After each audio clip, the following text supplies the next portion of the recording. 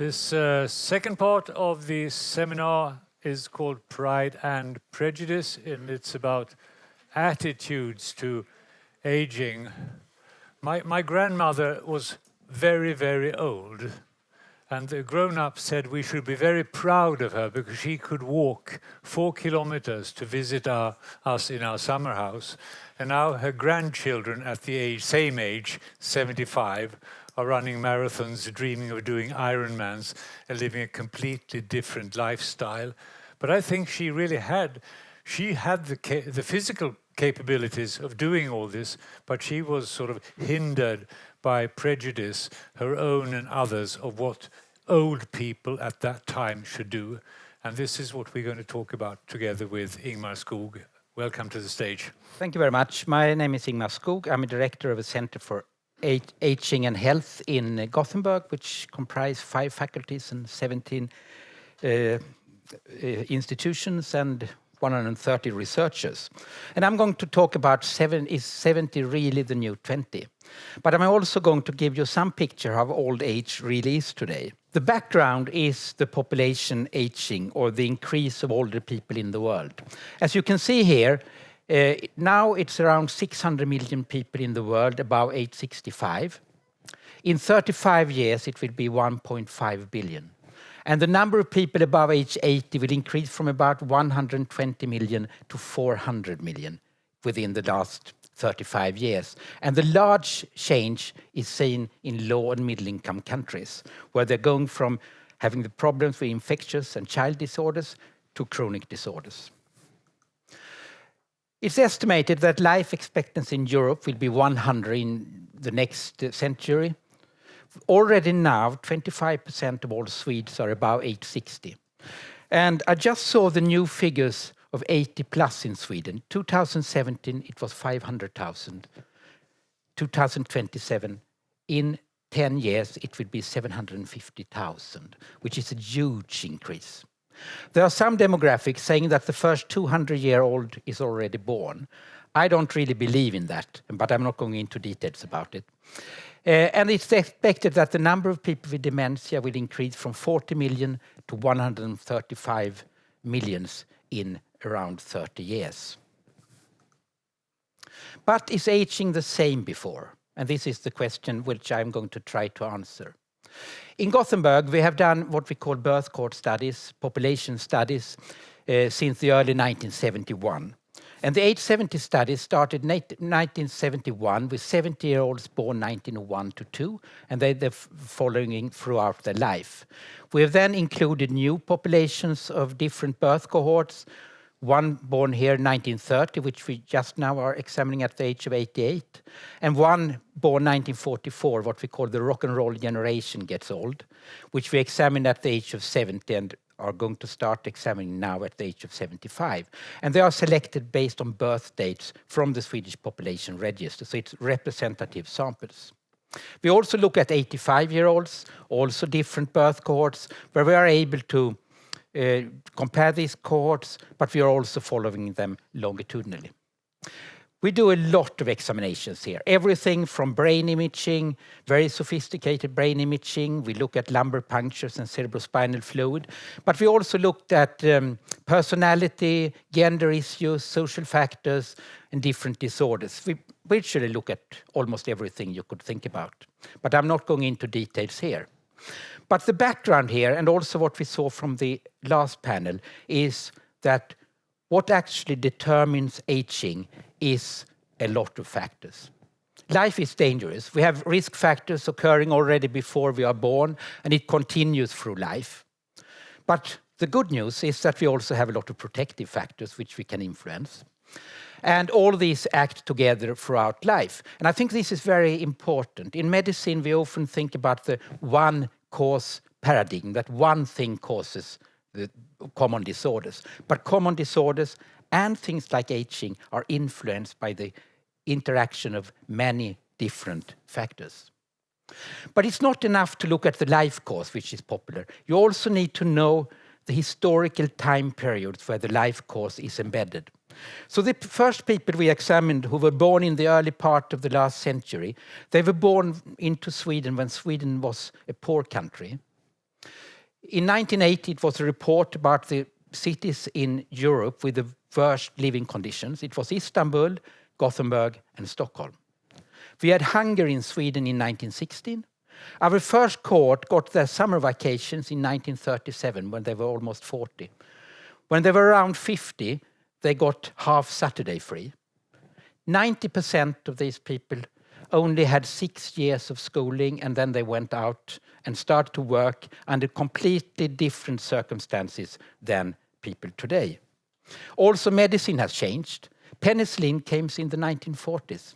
Diastolic blood pressure, the lower blood pressure, started to be treated in the 1960s, and systolic blood pressure didn't start to be treated until the 1990s. It's actually a textbook in medicine from 1992 which says that you shouldn't treat systolic blood pressure if it's not about 220.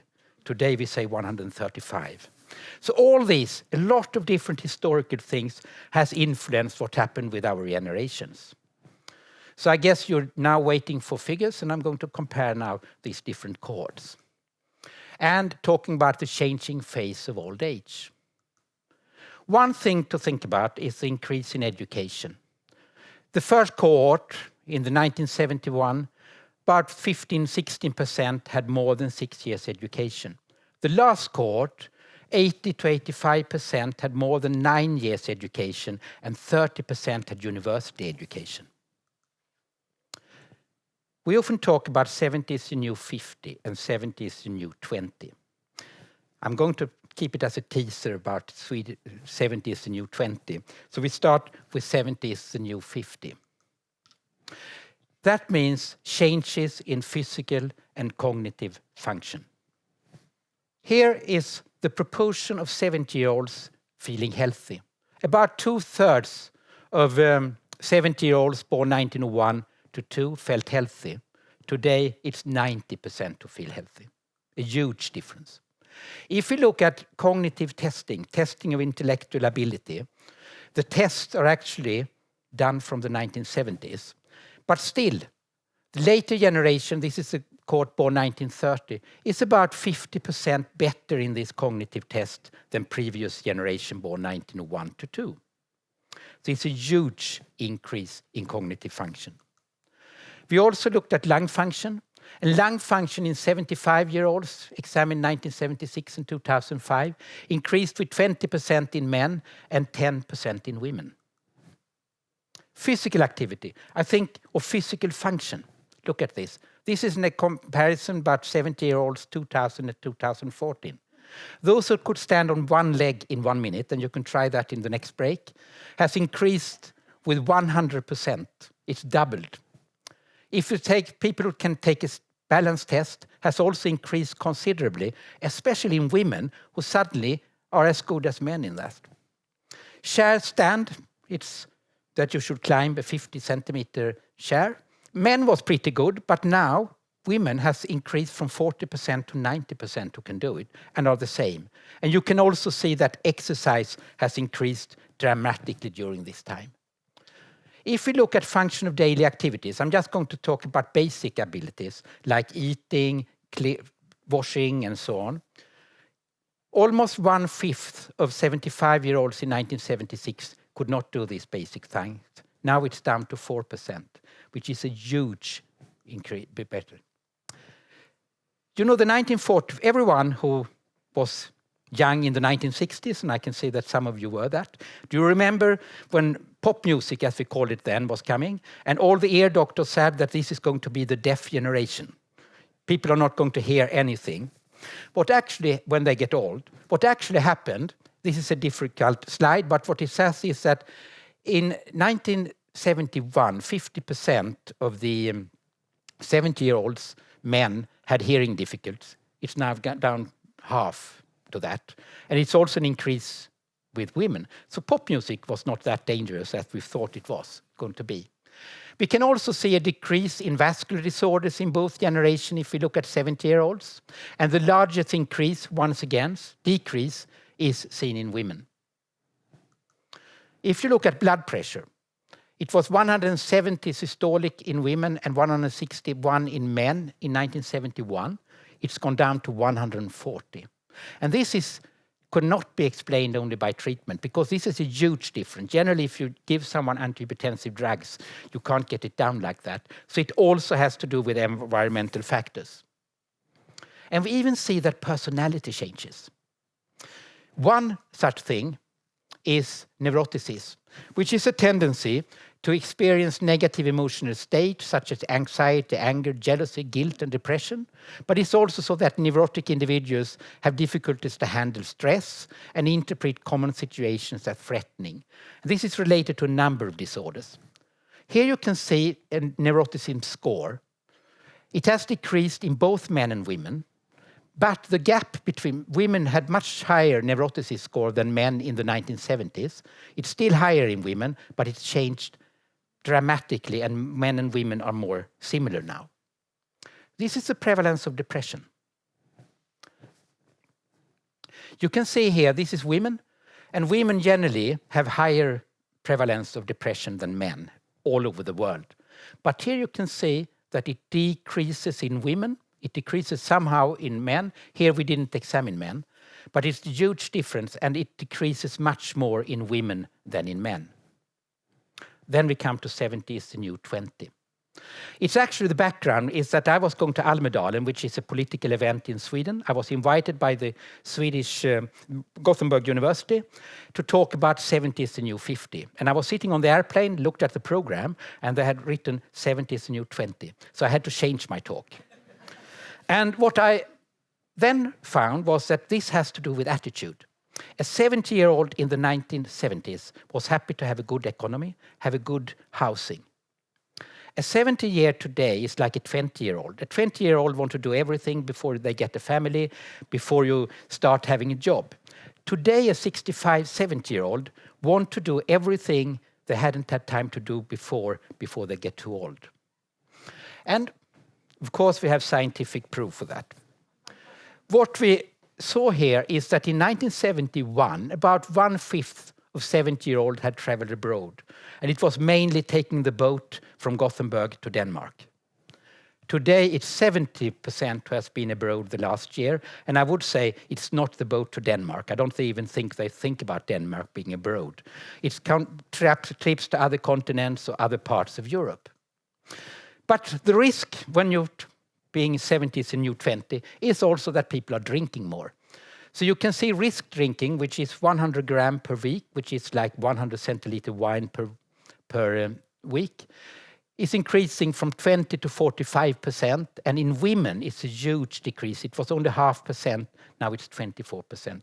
So people are drinking more. The strange thing is that in young groups, people are drinking less and are more depressed. We find that the old people are drinking more and are less depressed. We can discuss that later on. I think actually the reason for this is probably something else.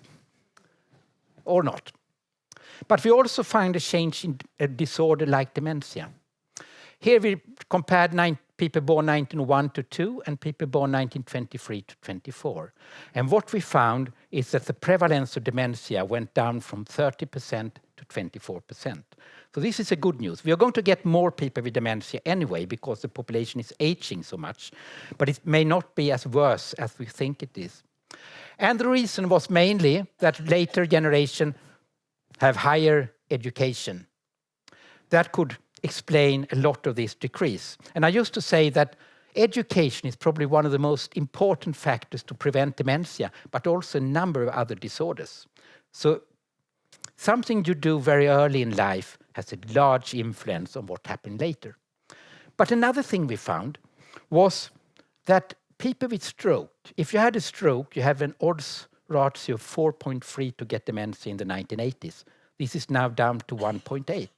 And this is probably partly due to better treatment of stroke. But it's also probably due to people having more reserve.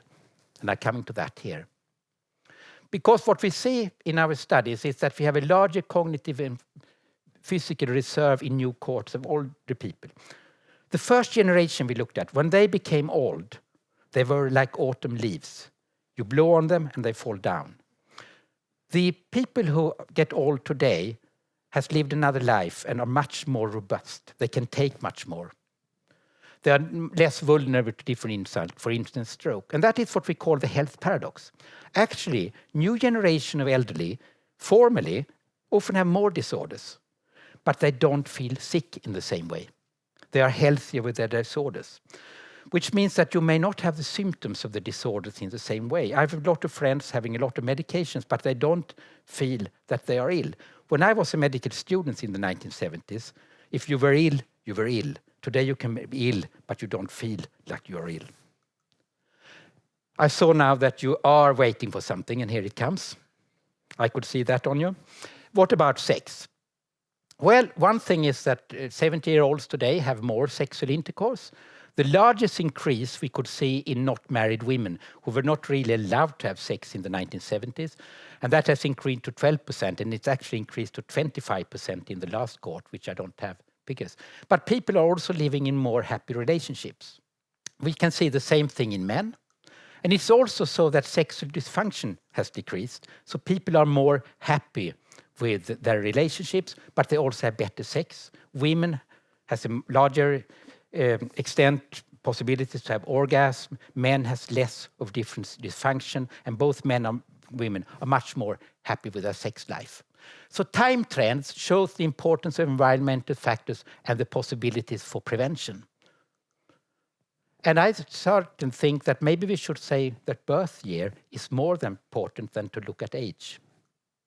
So in conclusion, there are large changes in a number of factors among Swedish elderly today compared to 4 decades ago. Changes are more pronounced in women, which might have to do with more equality today between men and women than it was 30 years ago. Swedish elderly are more active and less dependent. Swedish elderly are less vulnerable to risk factors, which may reflect a better cognitive, physical and social reserve. We are thus more healthy with our disorders. And once again, maybe birth year is more important than age. Thank you. And I'm sorry, I went over 1 minute. Changes more pronounced in women. Yeah. Is this attitudes or is it explained? I think it has to do with changes in society. When I think everything, we previously know that social equality is related to better health in the population. But maybe it's also so that gender equality also is related to better health, both in men and women. In the former session, we heard about the increase in chronic diseases and that life expectancy, the increase is flattening out a little. Does this compare with your figures? Well, for us, so far, in every cohort we have been looking at, it seems to be large differences. We had large differences, of course, with the people born in the early 20th century, but we also have large differences even with people born 1930 and people born 1944. So in this data, we can't see it. But in Sweden, it seems to be so that life expectancy is starting to flat up. We're not increasing as much as we used to do, and we're not in the same top as we used to be. We're still about the best 10, 15 countries in the world, but we are kind of losing against a lot of other countries, which goes up more. US and Britain is actually, as we heard, both me and Ole were listening to Marmot in Stockholm on Saturday. And there it's actually so that in US, it actually seems to be so that life expectancy is going down, especially in people in lower social classes. 70 is the new 20, except that you are not allowed to work. Yeah, that we could say. Well, if you, yeah. Because this is also a question of attitude, I think. You spend your entire life to learn a trade, and then suddenly you hear that you're useless. I think I'm very happy for this question, because I think this is very important.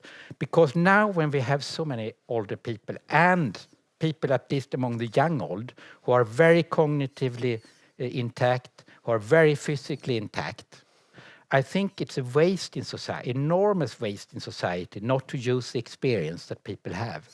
And some of the researchers in our center who look at work life, they talk about the silent knowledge, which is very difficult to give back, but is very important for a company or whatever when you start to have trouble because someone has seen everything.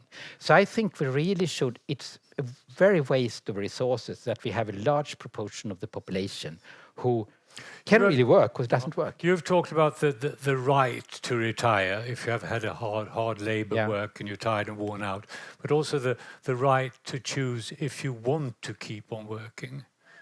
Yeah, because what it is that you can say that the pension, I mean, it started with Bismarck in the 1880s with 65 years, when around 2 or 3% of the population were above age 65, and they were really old. Then it was a right to be able to have some sort of a pension because you couldn't work anymore. But now it's become... And you lived 3, 4, 5 years. Yeah. Now when you're 65, you're expected to live 20, 25 years longer. And now it's also been like a force that you have a law that you must retire even if you don't want it. So that's a change. And it's a waste, I think, for society. Thank you. Welcome back for our panel discussion, and welcome up on the stage Barbro Westerholm, Member of Parliament. You told me in the coffee break that you've rewritten your presentation. I'm happy to hear that. I haven't rewritten it, but I have changed in my brain what I'm going to talk about. And what Ingmar just said is music to me, because we have during the 20th century changed so much in a positive way, health-wise. But we haven't changed the retirement age from 67 in 1913 to what it is now. And I'm going to discuss a bit of the difficulties here to change this. And the title I've got is The Future of Aging Beyond Ageism. And of course, ageism has been there since ancient societies, and no one has been able to change it since then. So how to get beyond ageism now? But I think it's worthwhile trying. And age discrimination is one of the 7 discrimination grounds covered by the Universal Declaration of Human Rights. It was signed 10th December in 1948, and the reason was that tried to prevent such severe things that happened during the 1930s and the Second World War.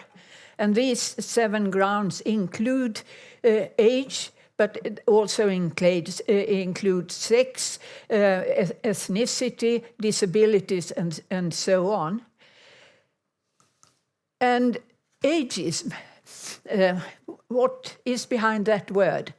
It was defined by Butler in 1969, and you can read here, it's a stereotyping and discrimination of individuals or groups on the basis of age. This may be causal or systematic and result in prejudicial attitude towards young and old people, leading to discriminatory practices against people because of chronological age. And World Health Organization, it says also here that it's a severe threat to health and the most difficult discrimination ground to do anything about, despite the fact that we will all sooner or later meet it. And to my surprise, the youth organization, the political youth organization, well, they pushed for a broad legislation in Sweden in 2013. They actually were very active, but now they are very silent, despite the fact that this is really a threat to them coming up in their future. So I will talk to my youth organization in my political party to start now. Well, and the United Nations and WHO really take it seriously, this ageism and its threat to health. And they started a campaign in 2016, and it will run to 2020. But we hear very little about it in Sweden, and I'm trying now to bring it up for government. And they base, among other things, on the facts put forward by the World Value Survey. The latest one that I've read is from 2015. It covers 83,000 persons interviewed in 57 countries. And here the results. It's the lowest respect for older people in high-income countries. And Sweden is one of the 3 worst, showing the least respect to people who are up in the old age. It's also very common that one is unaware about his or her ageistic view on older people. And there are several studies showing that if you are exposed to ageism, it leads to poorer health. You are outside society. And it leads also to the description that older people are collective. They are all fragile and dependent. But what we heard in Ingmar's lecture here, it's the reverse. Very few today are dependent in high-income countries because they have encountered so much better health. And also, of course, it can cause rationing of health care and resources for older people because they are seen as a burden, not as a resource. So, well, one more thing to add because I thought about my lecture. Yesterday, I was at a meeting in Brussels, Age Platform Europe, which is an umbrella organization for older people in the European Union. And our main topic was ageism and age discrimination. And they see it very important because of the experience they obtained last autumn, where there was a 10-week campaign about ageism combined with the discrimination shown to disabled people, people with sexual orientation, ethnicity, and so on. And the reactions back were really, really hopeful. This is something that people have begun to realize. And then your question, working life. Well, in the 19th century, in the agricultural society we lived, people worked in the fields, in the forest, as long as they could. And when they couldn't work there any longer, they worked within their houses, mending nets, teaching grandchildren lots of things, cooking food, and so on and so forth. They were needed all through life until they couldn't get out of their beds. Then the industrial society came, and there was no continuation for people when they couldn't work any longer in the industries, heavy work and so on. And then we invented a pension system so that they had some money to live on. But that divided society between those at work, having salaries, earning money, and those who lived on money from society. And I think that is an important division between generations here, but very little research has been performed here to show. In 1952, Ivar Lo-Johansson, a journalist, wrote about a book about aging in Sweden, and he proposed that there should be work for older people. Everything it was worse to go into a passive end of life living. So he thought we should invent jobs for older people. Well, people didn't listen to that, but a former social welfare minister, Gustav Möller, in 1954, I think it was, he was denied to become a member of parliament because he became 70 years old. He was too old to be in parliament.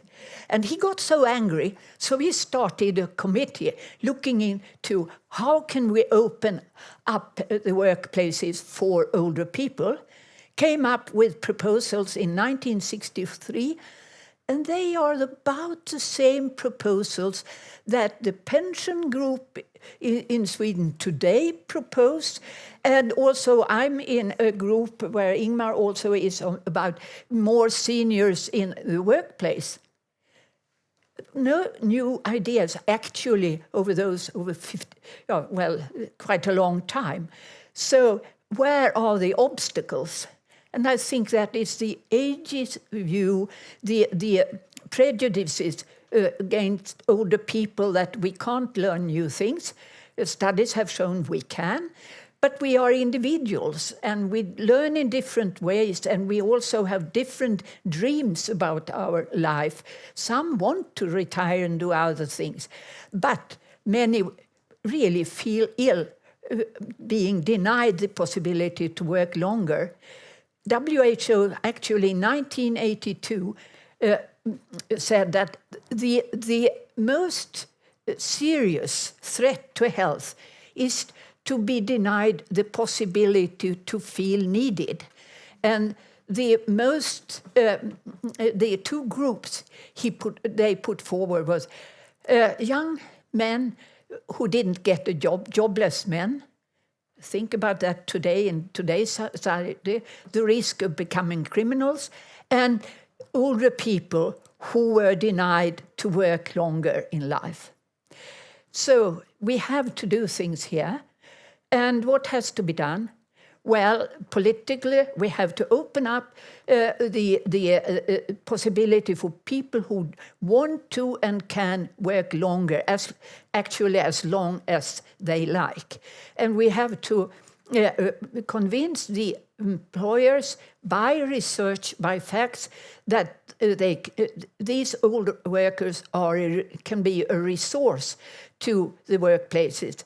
In Sweden, that has been very difficult, and there's still from the organizations for enterprises a no to this. And so but we have to show also the value, all those who go on working longer in life. Entrepreneurs, artists, journalists, there are many professions where you can see that they work far above the age of 67. Doctors now and nurses and teachers, because we lack them, and also timbermen, plumbers, and so on and so forth. There should be research to show their value in the workplace. Then I come to education. There are age limits for education. I think they should be lifted away, because when we now live so much longer, we should also have the possibility to choose a new profession and to be able to change our career.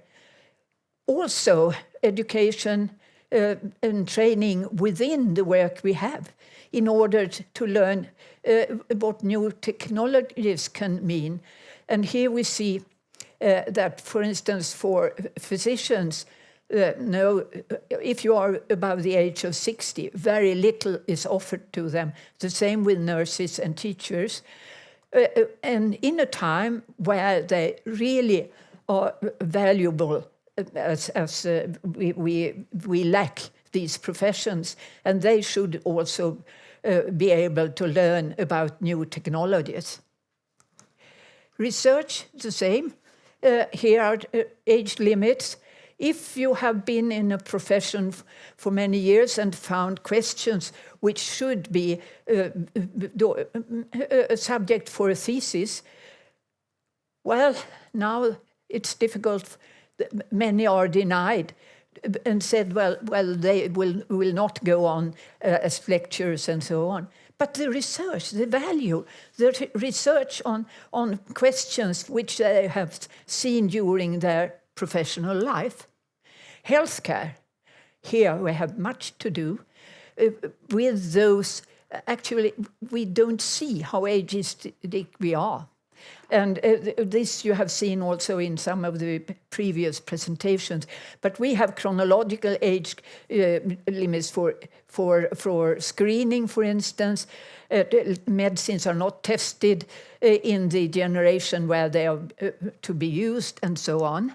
Social welfare, chronological age limits, assistance for disabled people stops at 65. Goods and services, difficult to get bank loans when you have passed the age of 70. Life experience should be regarded as a treasure in all professions. And Simone de Beauvoir, old age does not exist. She said this in 1967. There are people who are less young than others. That's all. Thank you. Thank you. Barbro, Ingmar, please come up on the stage. I have the why question to you, Barbro. In a country where we are obsessed by respecting minorities, how tiny they even are, with identity politics, why is this minority, the big minority of old people, not respected and protected in the same way? I mean, you talked about it, but I still can't understand why it happens. No, and I think it's how you value people, what they do for society. And high-income countries with good pension systems, this division between those who work and those who have a pension, I think is part of the problem. And then you develop the welfare state, and it costs a lot of money, and some money is not so well spent. And then some people think it's a burden. We have to change all this, but there we have, I think, much more of research to be done, what is behind this. I think your figures are just fantastic to show how the well-being in the new older generation, and that has to be really told with big letters to politicians and decision makers, and to the worker. We have even an ombudsman against discrimination. Yeah. What does the ombudsman, what is he or she doing about discrimination of older people? Not far away from being what I wish, and that it concerns all the discrimination grounds. Getting 2,000-3,000 reports a year, 200-300 on age discrimination. What happens to them? In 5 years, 3 went to court, bus drivers who got some money, and 4 where they got an agreement with the employer. All the others are not analyzed even, because the legislation doesn't cover. And government hasn't given the task for the ombudsman to analyze this. This has to be done. And there might be a proposal on a new arrangement here where we can analyze and learn from all these reports, because attitudes are behind the discrimination also. This last half an hour I've come up with a wonderful theory that I'm going to test on you. If 70 is the new 20, those who are born in 1999, who are really 20, will find that their life space is occupied by a lot of disgusting old people who cling to their jobs, stay in power, and never let those who really are 20 years grow up and become old. So. Well, actually, I was on a meeting last week where we had this discussion, and some people thought we should say that 20 is the new 70, because the 20-year-olds are more depressed, more drink less, and so I think, first of all, as I said before, we shouldn't think so much about age. We should think much more about when people are born. It's like I was on the Chalmers Technical University in Gothenburg, and they talked about how they were planning for new old age homes, and they went to older people to ask how it should be. And I said, you can't go to people who are old now. You need to go to the people who are going to be old. And if you come to a retirement home, you often find that furnitures are from the 1930s, because that's the picture we have of old people. The music they play is from the 1930s. I mean, it's not like you suddenly, when you become 70, start to like old music. You like pop music or rock music, or what I used to say sometimes, that now very soon the punk generation is going to move into the old age homes. So we need to have a much more flexible thing. But we also have some sort of a strained thinking about old age, like it's like children. If you look at television and see interviews with people who are 80-year-old, it doesn't matter if it's Nobel Prize winners. The interviewers always, very often, talk with these people like they were children, with a way they shouldn't talk to a 50-year-old. It's out of respect, maybe. So this is a thing for you to look at. Yeah. When you look at advertising for pension funds, all old people are driving Harley Davidson motorbicycles and jumping parachutes. Are we creating an image of old age that doesn't fit with everyone?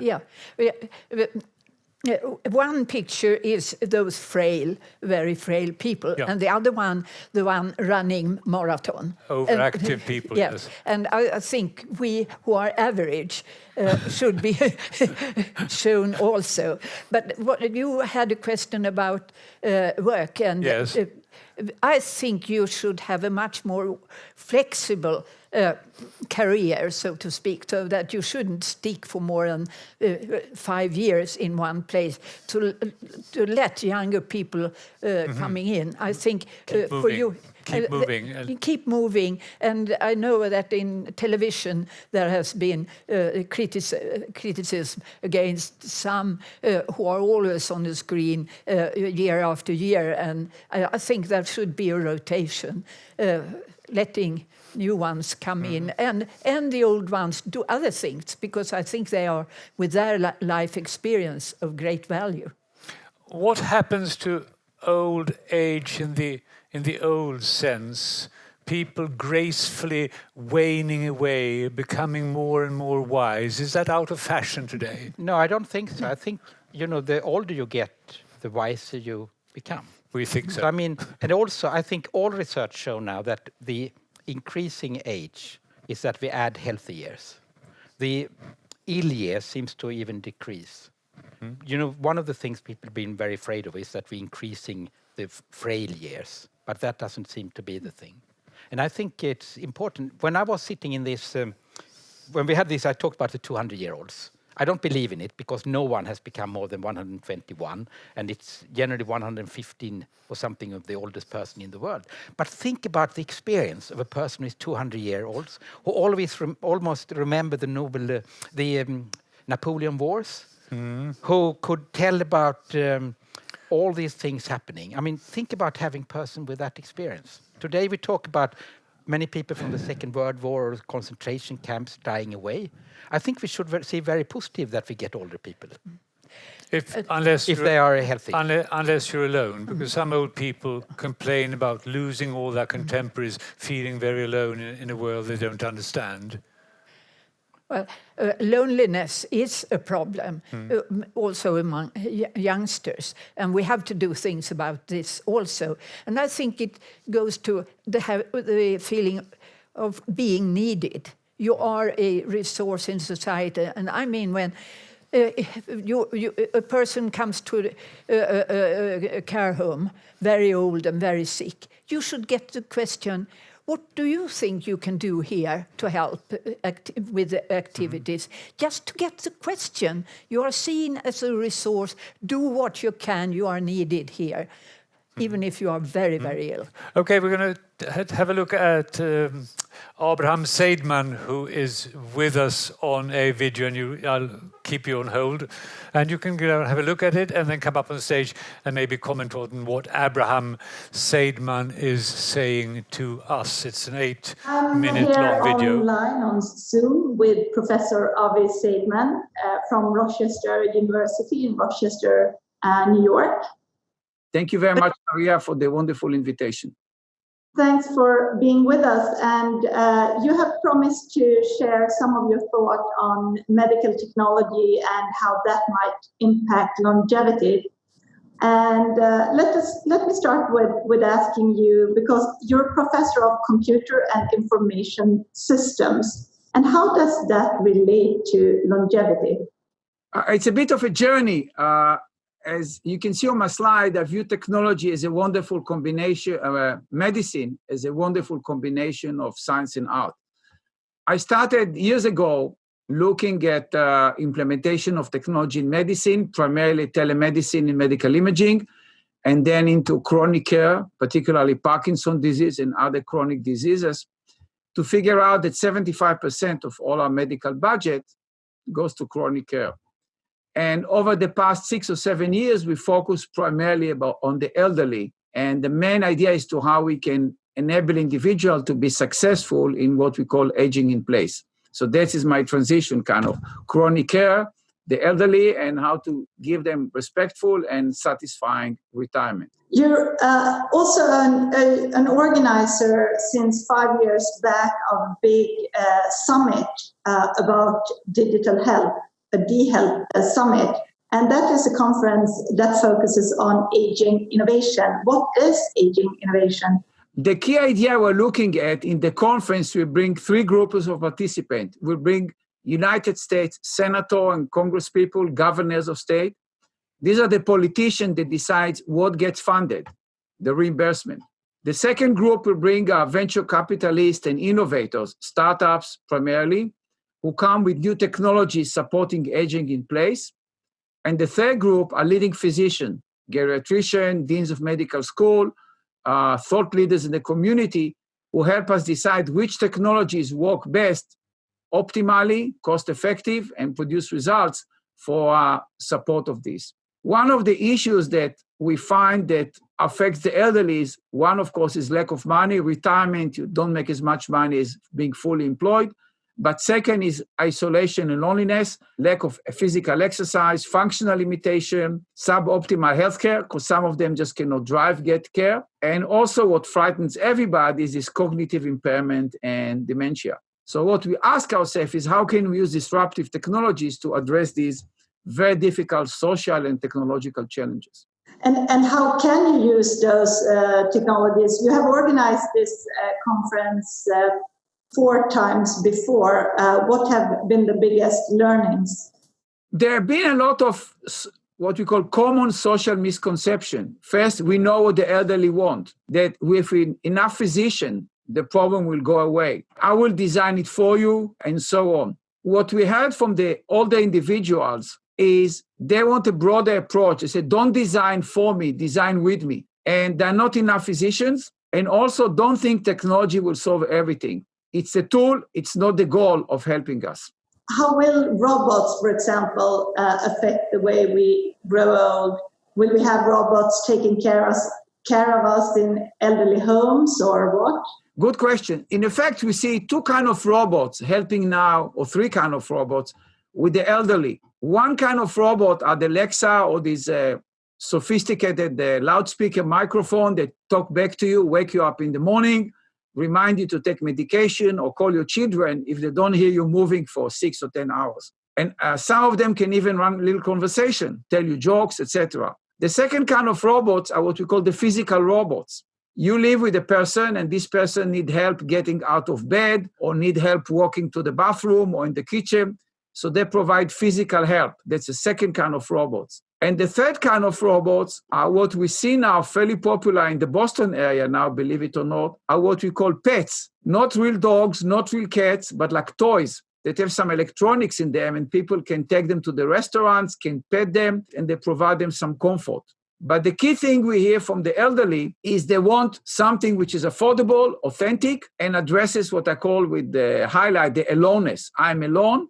And make sure it's aesthetic. It looks nice. Doesn't look like a handicapped machine. That I feel comfortable around this technology.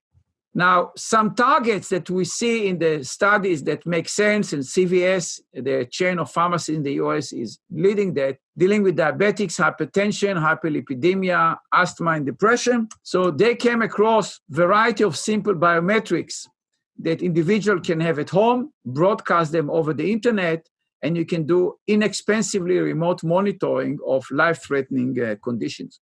So that's part of what we call the robotic revolution. The key idea is the longer I keep the individual independent at home, the better off everybody is. You see an article that came on The Guardian. I'm old and lonely. I feel so sad returning to my empty home. I can say, unfortunately, I lost my first and my second wife to cancer, and I can really identify it. It's a horrible feeling going back to an empty home. A piece published recently in the Wall Street Journal, the loneliest generation, Americans more than ever are aging alone, and that's a huge issue. To address it, we are working with our medical school and Mount St. Joseph University, developing the Altogether platform to connect individuals and to help them overcome loneliness, social disconnect, but also to get them active. Let them know about lectures in the community center, in the church, in the medical school, so they can come, new medication, yoga session, etc. The idea is to connect individuals while they are home or doing activity. It's a sunny day outside, get your iPad stick and we'll go for a walk. Or you need somebody to drive you to cinema at night, we'll find you a partner, you can go to cinema together. So these are things that we're doing here, and we had a phenomenal success with this Altogether platform already. We call it controlled social connection. So unlike Facebook, the people get in there only by invitation. We make sure everybody is valid, and we make sure all the conversation, all the images are kind of monitored to make sure it's all done cleanly and above board. So there are thinkers in tech circles, people like Ray Kurzweil, for example, that believe singularity is near and artificial intelligence will transcend biological limitations going forward. Do you believe we will ever live forever? I'm a big admirer myself of Ray Kurzweil. It's interesting. We had a big discussion just yesterday morning at our medical school. In the United States statistics, in the last 2 years, life expectancy made a U-turn and start getting shorter. They think because of opioid, depression, loneliness, and maybe some other chronic condition we cannot put our fingers on. Long run, I do believe that people are going to live longer, despite biological limitation. Maybe the expected newborn life, we're talking about 90 to 95 years old. Kurzweil believe, and hopefully is correct, that people will be able to reach 150 years within a generation or two. And that puts fairly difficult challenges, this inverted pyramid, on the social infrastructure we all have in the developed societies. And the only way to address it is what I call social technical innovation, combining social need with the latest of technology in order to enable and support successful aging for the society as a whole. And those are some of the challenges we will discuss during the afternoon. Thanks a lot, Professor Seidman, for being with us, and good luck with your D-Health conference coming up. Thank you, Maria, and we'll keep you posted, and wishing everybody in Stockholm a very productive afternoon. Thanks a lot. Thank you, Maria. Maria send our thanks to Avi Seidman. You look happy when you look happier than you did before. I'm very happy what he's saying, but I'm also happy about that we are well underway in Sweden. I think the rollatorn, the rolling frame, that was a fantastic invention for freedom for older people. I'm sorry that the rest of the European Union, in southern part of the Union, are not yet interested. Their older people are stuck in their homes because they can't go out and walk. And then all the other technology. But it should be well tested, and the user should be able to test it, be well informed about it, and then say, no, thank you, I don't want to use it any longer if he's not happy. These animals he talked about, there is a seal, white seal. I wouldn't recommend that. Everybody who has children and grandchildren and know what their bears and cats and dogs look like after a while, it gets rather dirty. But there is a black cat, and you can take away the skin and wash it. And these cats are much cheaper than the seal. Good advice. Thank you. Ingmar, any comments? No, I agree on that. I mean, I think it's very unlikely that the technical revolution not will help all the people. And I mean, the rollator is fantastic. Yes, yeah. I mean, you can't walk in the cities now. No. You have to go walk around all these rollators with people. Yeah. Do you remember the autumn of 2015 when all the migrants came and we all said Sweden will change forever because we will have to take care of all these people? And some years later, they are taking care of us by working in hospitals, in schools, they're driving our buses at daycare centers and they're cleaning for us and so on. Could it be the same thing with ageism, that there is a belief that you must sort of take care of these people instead of saying they can take care of themselves and they can help taking care of others as well? Yes, I tried to underline that before. See everybody as a resource and look into what can you do. I mean, a person with severe disabilities is his or herself a resource, but find out what kind of a resource can you use there. And it's the same with older people.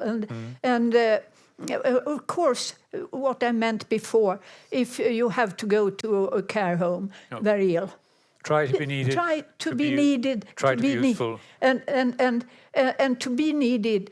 Also, animals can be important here. If I end up in a care home, I want to have a cat there because a cat will jump up in your bed, sometimes early in the morning, I don't like it, and want to be patted and so on. And if I can't do anything else towards the end of life, to kiss the cat and pat it a bit, then I'm needed for the cat and the cat needs me. I'm going to have a horse because I like the smell of horses. Yeah, yes. So we'll meet with all our animals, I hope. Yes, yes. Would you like to be 150 years? It depends on if I'm in the trade as I am today, I would love it. But I don't think if I get demented and so on. How about you? How about you, Ingmar?